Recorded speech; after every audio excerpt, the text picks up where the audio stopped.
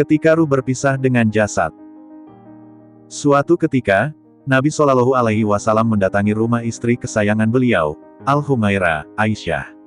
Melihat kedatangan beliau, Aisyah yang sedang duduk bersila ingin bangkit menyambut, tetapi Rasulullah Shallallahu Alaihi Wasallam bersabda, "Duduklah saja pada tempatmu, wahai Ummul Mukminin, tidak perlu engkau berdiri."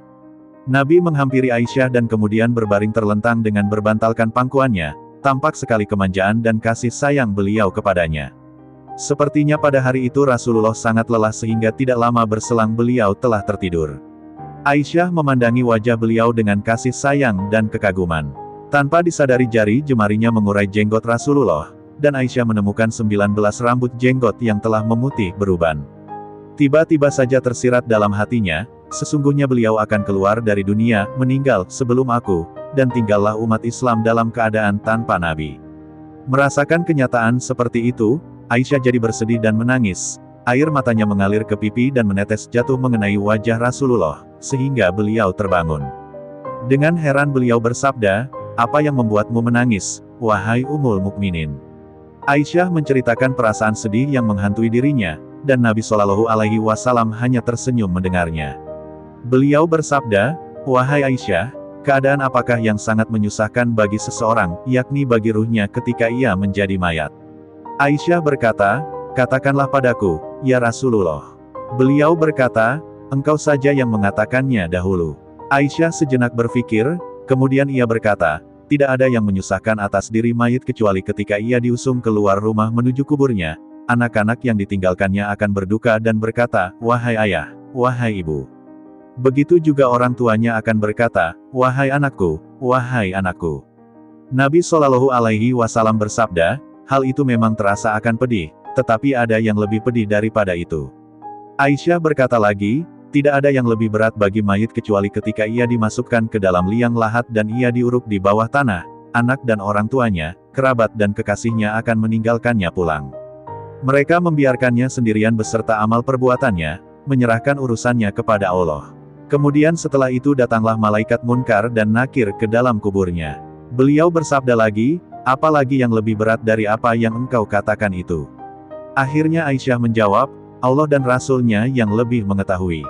Maka Nabi bersabda, "Hai Aisyah, sesungguhnya saat yang paling berat paling menyedihkan, bagi mayat adalah ketika tukang memandikan masuk ke dalam rumahnya untuk memandikan mayatnya."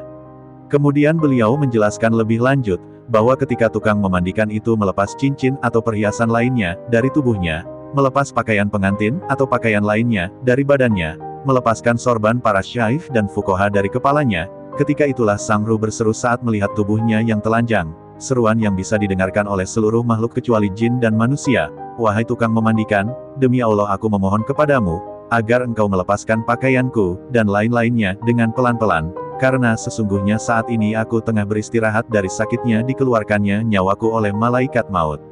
Ketika tukang memandikan menuangkan air ke mayatnya, sang ruh berteriak keras dengan teriakan yang didengar oleh semua makhluk, kecuali jin dan manusia, "Hai tukang memandikan, demi Allah, janganlah engkau menuangkan air yang panas, jangan pula engkau tuangkan air yang terlalu dingin, sesungguhnya jasadku telah terbakar saat dicabutnya nyawaku."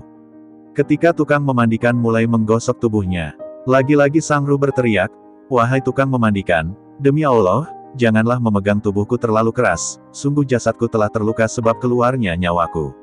Ketika selesai memandikan dan jasadnya diletakkan pada kain kafan, dan mulai diikat di bawah kakinya, sang ruh berseru lagi, "Demi Allah wahai tukang memandikan, janganlah engkau ikat terlalu erat pada kepalaku, agar masih terlihat wajah-wajah keluargaku, anak-anakku, dan kerabat-kerabatku lainnya. Karena saat ini terakhir kali aku bisa melihat mereka, aku tidak akan melihatnya lagi hingga hari kiamat tiba." Ketika dikeluarkan dari rumahnya dan diletakkan di dalam keranda, sang ruh berseru lagi, "Demi Allah, wahai para pengantarku, janganlah tergesa-gesa membawaku pergi sehingga aku berpamitan kepada rumahku, keluargaku, kerabatku, dan harta-hartaku. Aku tinggalkan istriku menjadi janda, anak-anakku menjadi yatim, karena itu janganlah kalian menyakiti mereka. Biarkanlah aku sesaat untuk mendengarkan suara keluargaku, anak-anakku, dan kerabat-kerabatku, karena aku akan berpisah hingga saat kiamat tiba."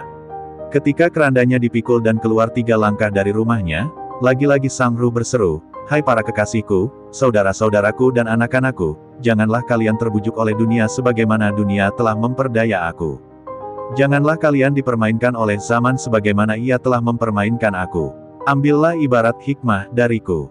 Sesungguhnya aku meninggalkan untuk ahli warisku apa yang aku kumpulkan, dan aku tidak membawa manfaat apapun dari dunia, harta yang kutinggalkan, bahkan Allah akan menghisapku. Engkau bersenang-senang dengannya, harta peninggalanku itu, dan kalian tidak mendoakan aku. Sungguh nasihat yang sangat berharga. Sayangnya, semua seruan dan teriakan ruh tersebut yang bisa didengar oleh seluruh makhluk, ternyata jin dan manusia tidak bisa mendengarnya. Padahal justru dua jenis makhluk itu yang sebenarnya bisa memperoleh banyak manfaat dan pengajaran jika saja bisa mendengar dan memahami seruan Sang Ruh. Ketika jenazahnya disalatkan dan sebagian orang lainnya meninggalkan masjid atau musola, Sang Ruh berseru lagi, "Demi Allah, wahai saudara-saudaraku, aku tahu bahwa orang mati akan dilupakan oleh orang-orang yang masih hidup, akan tetapi janganlah kalian cepat-cepat pulang sebelum kalian melihat tempat tinggalku. Sesungguhnya aku tahu bahwa wajah mayat itu lebih dingin daripada air yang sangat dingin bagi orang-orang yang masih hidup, tetapi janganlah kalian terlalu cepat pulang meninggalkan aku sendirian." Ketika jenazahnya diletakkan di sisi kuburnya, dan kemudian diturunkan ke liang lahat, Sang Ruh berseru untuk terakhir kalinya, "Demi Allah, wahai saudara-saudaraku dan para pengantarku, sesungguhnya aku mendoakan kalian semua tetapi mengapa kalian tidak mau mendoakan aku? Wahai ahli warisku, tidaklah aku kumpulkan harta dunia kecuali aku tinggalkan untuk kalian, maka ingatlah kalian kepadaku dan berbuatlah kebaikan. Setelah aku mengajarkan kalian membaca Al-Quran dan tata krama adab hendaklah kalian jangan lupa mendoakan aku."